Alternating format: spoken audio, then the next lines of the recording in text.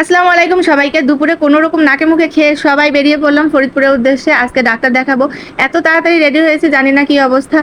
একদম বোরখাটা পরে বাচ্চাদেরকে রেডি করে বের হয়েছি। ২ টো ডাক্তার দেখাতে হবে। সময় আসলে হবে কিনা তাও বুঝতে পারছি না। তবে আমরা বের হয়ে পড়েছি। আজকে সিএনজিতে যাচ্ছি ফরিদপুর। একটু ভালো ওয়েদার ছিল এবং ভালোই লাগছিল। বাতাস লাগছিল গায়ে আর সিএনজিটাও খুব ভালোভাবেই চালাচ্ছিল।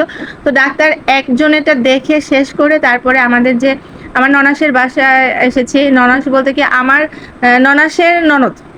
তার বাসায় এসেছি, বিশাল আয়োজন। এখন দেখছি যে রান্না-টান্না করে রেখেছে আমাদের জন্য। আমাদের আসতে, আসতে বেশ খানিকটা লেট হয়ে গিয়েছিল। তাই আপনাদেরকে খুব ভালোভাবে হোম ট্যুরটা দিতে পারবো না। এত সুন্দর একটা ফরিদপুর শহরের মধ্যে এই বাসাটা আমার এত ভালো লেগেছে। মানে পুরো বাড়িটাই তাদের। কিন্তু তারা যে ফ্ল্যাটে থাকে এই ফ্ল্যাটটাকে খুব সুন্দরভাবে সাজিয়ে গুছিয়ে রেখেছে।